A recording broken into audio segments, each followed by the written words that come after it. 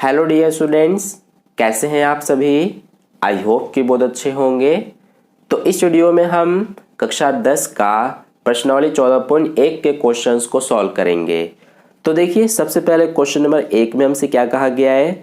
विद्यार्थियों के एक समूह द्वारा अपने पर्यावरण संचेतना अभियान के अंतर्गत एक सर्वेक्षण किया गया, जिसमें उन्होंने एक मोहल्ले के 20 घरों में लगे हुए पौधों से संबंधित निम्नलिखित आंकड़े एकत्रित किए। प्रति घर माध्य पौधों की संख्या ज्ञात कीजिए। और आगे हमसे कहा गया है कि माध्य ज्ञात करने के लिए आपने किस विधि का प्रयोग किया और क्यों। तो चलिए इसका सॉल्यूशन करते हैं। तो देखिए डियर स्टूडेंट्स, इस क्वेश्चन के लिए हमें ये आंकड़े दिए गए हैं। ये हमारा पौधों की संख्या है और ये घरों की संख्या है। अब इसमें देखिए, यहाँ पर 0 से 2 पौधे हैं और घरों की संख्या 1 है। अब इसका मतलब क्या है कि एक घर ऐसा है जिसमें पौधों की संख्या 0 से 2 तक है, यानी कि हो सकता है एक घर में 0 पौधे हो, यानी कि एक भी पौधा ना लगा हो, या फिर एक पौधा लगा हो, क्योंकि 0 से 2 के बीच में एक भी आता है। तो इसीलिए हो सकता है कि एक घर के अंदर, यानी कि एक घर में एक भी पौधा ना लगा हो या फिर एक पौधा लगा हो। लेकिन हम ये नहीं कह सकते हैं कि उस घर में 2 पौधा भी लगा होगा, क्योंकि ये जो 2 है ये इस वाले में काउंट नहीं होगा, अगले वाले में काउंट होगा। जैसे अगला वाला 2 से 4 है, यहाँ पर घरों की संख्या 2 है। इसका मतलब क्या है कि 2 घर ऐसे हैं जिनमें हो सकता है कि 2 पौधे लगे हो या फिर 3 पौधे लगे हो, क्योंकि 2 और 4 के बीच में 3 भी आता है। लेकिन ये जो 4 है वो इसमें काउंट नहीं होगा, ये अब अगले वाले में होगा। तो आप समझ रहे हैं कि इधर वाले जो हमारे ये दिए गए हैं, ये इनके अंदर काउंट नहीं होता। जैसे 2 से 4 वाला जो है ये, इसमें 4 काउंट नहीं होगा। ऐसे ही 4 से 6 वाला जो है, इसमें 6 काउंट नहीं होगा।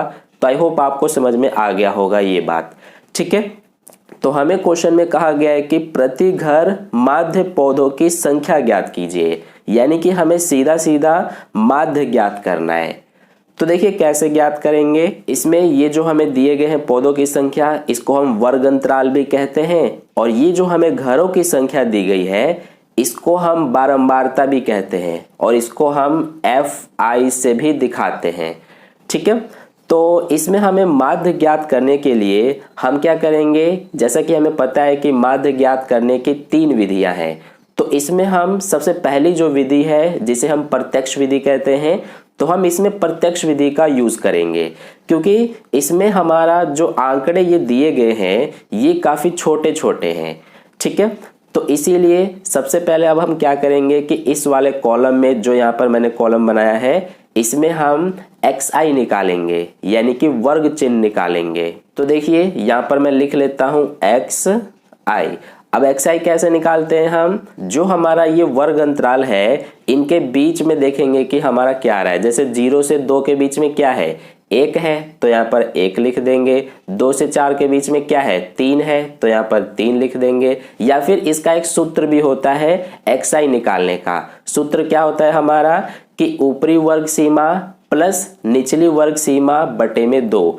तो इसमें हमारा ऊपरी वर्ग सीमा ये होता है और निचली वर्ग सीमा ये पहले वाला, और इन दोनों को जोड़ के 2 से भाग कर देंगे तो हमारा वर्ग चिन्ह यानी कि XI निकल के आ जाता है। या फिर डायरेक्ट भी आप निकाल सकते हैं। इनके बीच में आपको देखना होता है कि क्या नंबर है।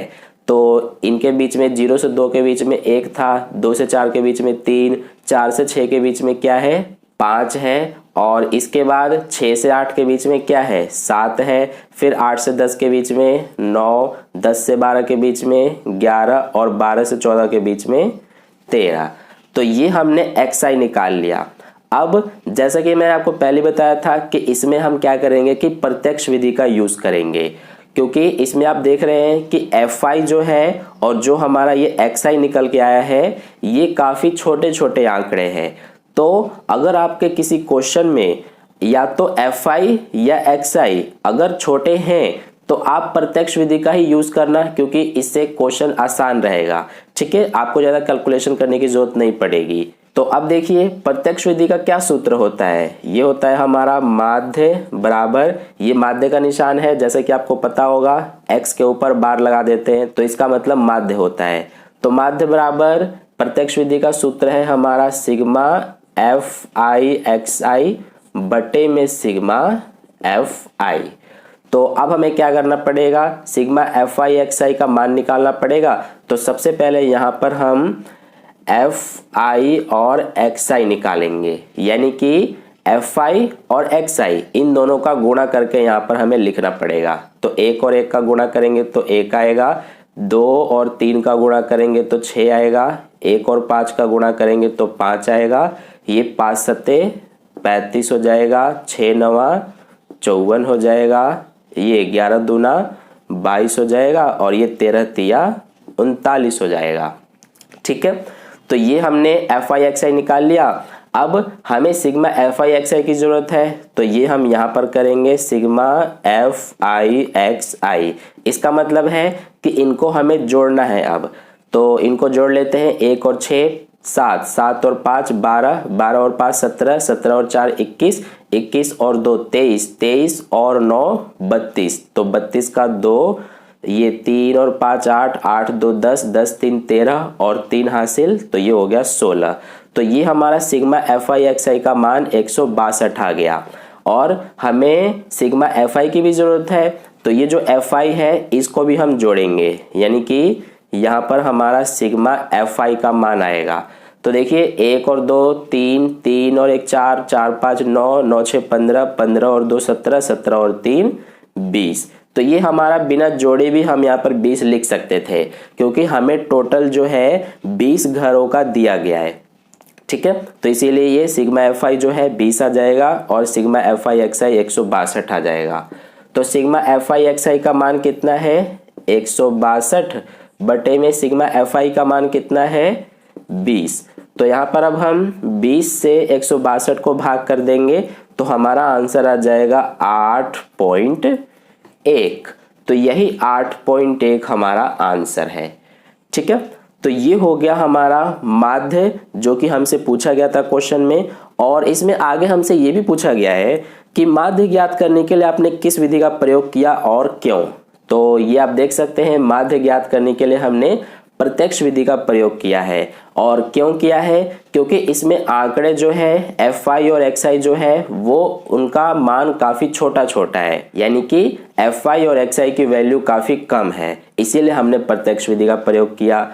तो यहाँ पर हम लिख देंगे कि माध्य ज्ञात करने के लिए प्रत्यक्ष विधि का प्रयोग किया है, क्योंकि एफ आई और एक्स आई के मान कम है। यहाँ पर लिख लेते हैं, तो ये हमने लिख के दिखा दिया। तो इस तरह से हमारा क्वेश्चन नंबर 1 का सॉल्यूशन कंप्लीट होता है। अब चलिए हम क्वेश्चन नंबर 2 का सॉल्यूशन करते हैं। तो देखिए डियर स्टूडेंट्स, क्वेश्चन नंबर 2 में हमसे क्या कहा गया है, किसी फैक्ट्री के 50 श्रमिकों की दैनिक मजदूरी के निम्नलिखित बंटन पर विचार कीजिए। और आगे हमसे कहा गया है कि एक उपयुक्त विधि का प्रयोग करते हुए इस फैक्ट्री के श्रमिकों की माध्य दैनिक मजदूरी ज्ञात कीजिए। तो चलिए इसका सॉल्यूशन करते हैं।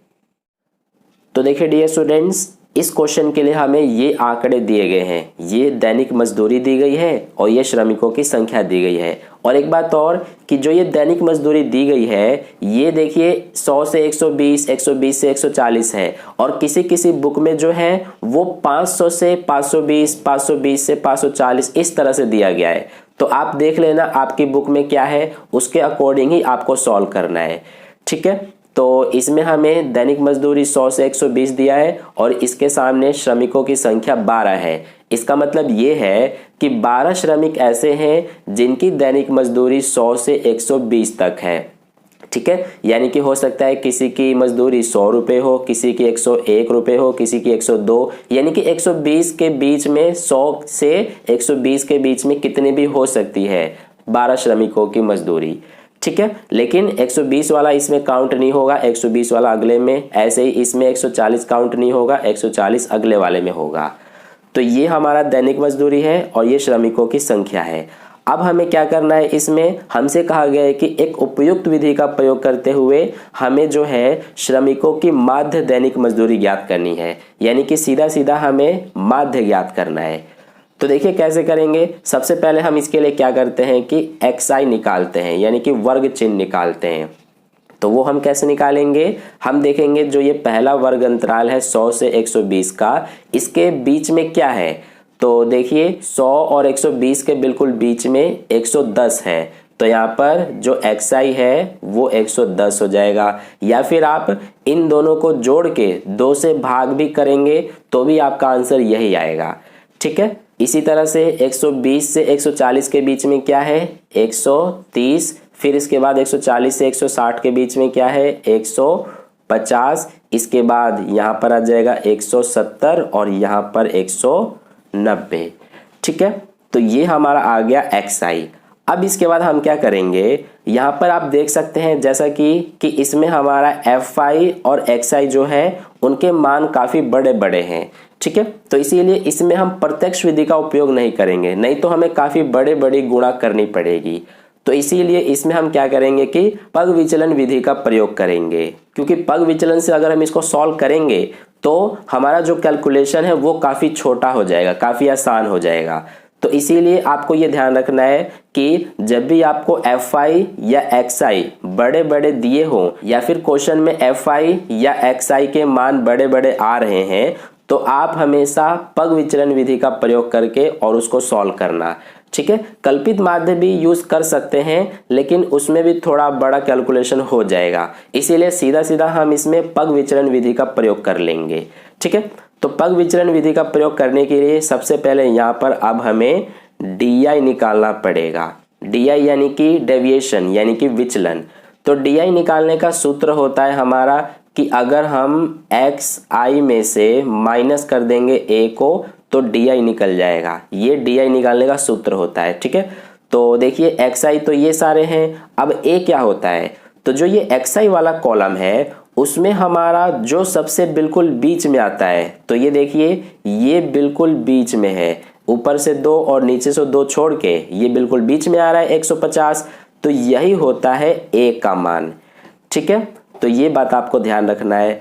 तो अब हम क्या करेंगे, di निकालने के लिए यहाँ पर क्या आएगा, देखिए xi माइनस a होता है फॉर्मूला, तो xi 110 है, तो 110 में से हम a को घटाएंगे यानी 150 को, तो क्या आएगा माइनस का 40 आएगा।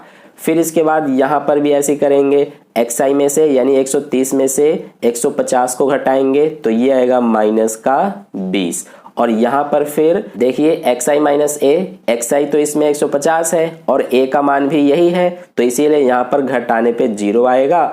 अब ऐसे ही 170 में से a को घटाएंगे यानी 150 को, तो 20 आएगा और यहाँ पर 40 आ जाएगा। ठीक है, तो ये हमने निकाल लिया di। अब इसके बाद हमें निकालना पड़ेगा ui।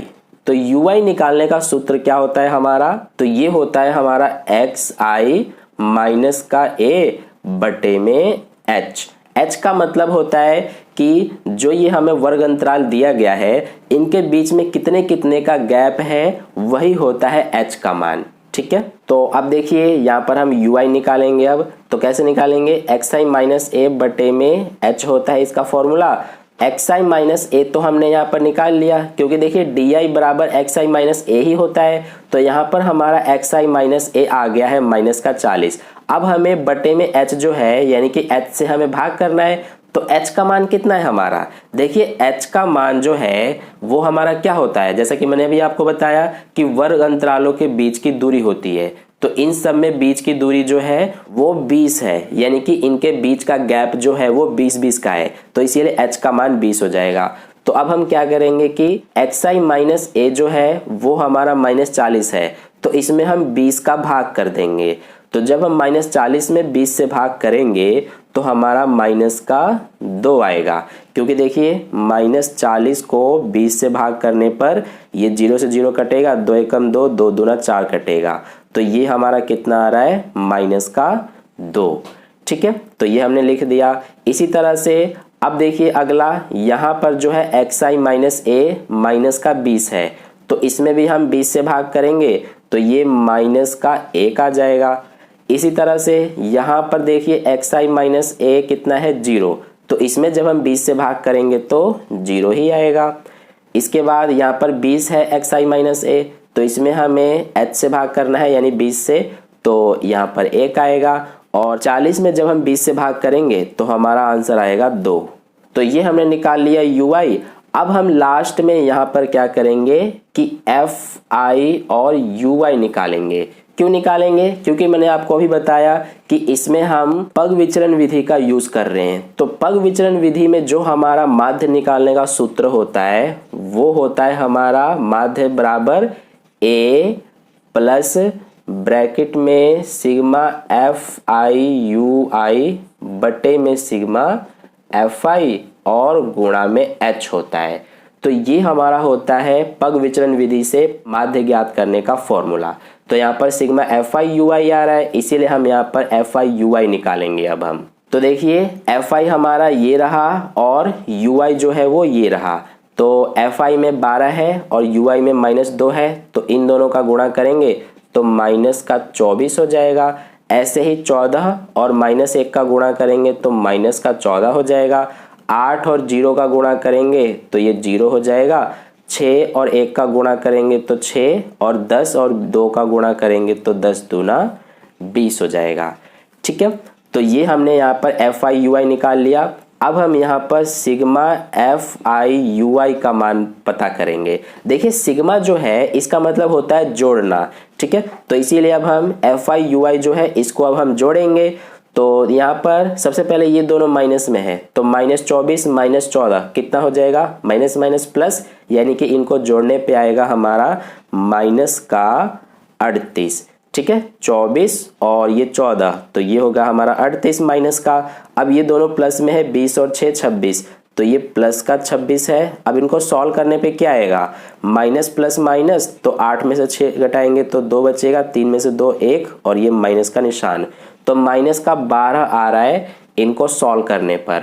ठीक है, इसके बाद हमें क्या करना है कि सिग्मा fi का मान भी पता करना है। तो ये रहा हमारा fi, तो यहाँ पर सिग्मा fi का मान पता करेंगे, इनको जोड़ेंगे हम। 2 और 4 6, 6 और 8 14, 14 और 6 20, तो 20 का 0 हासिल 2, 1 और 1 2, 2 और 1 3 और हासिल 2 था, तो ये हो गया 5।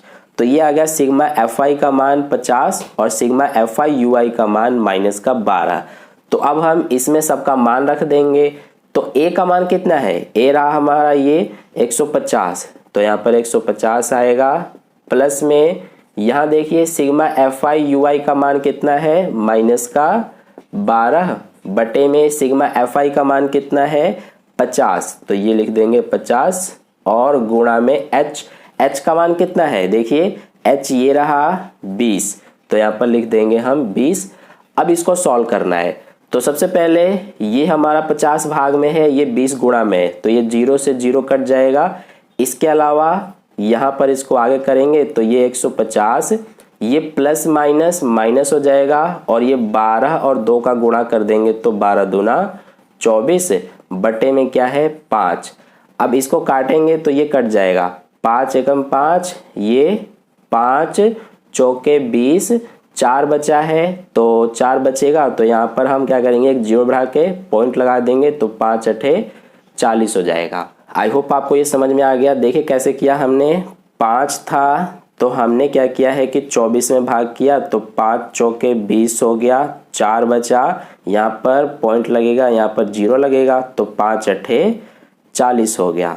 ठीक है, तो यही हमारा यहाँ पर आ गया 4.8। अब ये क्या बच रहा है हमारा? 150 माइनस में ये 4.8। तो हमें क्या करना है अब कि 150 में से 4.8 को माइनस करना है। तो यहाँ पर कर लेते हैं 150 में से 4.8 को माइनस। अब देखिए 150 में पॉइंट नहीं है तो हम यहाँ पर पॉइंट लगा सकते हैं और पॉइंट के बाद कुछ भी नहीं है तो 0 लिखेंगे। ठीक है, तो हमेशा पॉइंट के नीचे ही पॉइंट आता है। अब ये 0 में से 8 नहीं कटेगा, हासिल लेंगे, 10 में से 8 हो जाएगा 2, पॉइंट के नीचे पॉइंट, यहाँ बचा 9, 9 में से 4 5, यहाँ 4 बचा और ये 1, तो ये आ गया हमारा 145.2 और यही हमारा आंसर है। ठीक है, तो इस तरह से जो है क्वेश्चन नंबर 2 का सॉल्यूशन कंप्लीट होता है। आई होप आपको क्वेश्चन नंबर 1 और 2 का सॉल्यूशन अच्छे से समझ में आ गया है। अगर फिर भी कहीं पे कोई डाउट होता है तो आप मुझसे कमेंट करके पूछ सकते हैं, मैं आपको समझा दूंगा। तो अगर आपको वीडियो अच्छा लगा है तो वीडियो को लाइक कर देना, अपने दोस्तों के साथ भी शेयर कर देना और अगर आप चैनल पर नए आए हुए हैं तो चैनल को सब्सक्राइब करके बगल में जो बेल आइकन आता है उस पर ऑल नोटिफिकेशन पे क्लिक कर लेना, ताकि नेक्स्ट वीडियो जैसी अपलोड की जाए उसका नोटिफिकेशन सबसे पहले आपको मिल जाए। तो मिलते हैं फिर नेक्स्ट क्वेश्चन के लिए नेक्स्ट वीडियो में। धन्यवाद।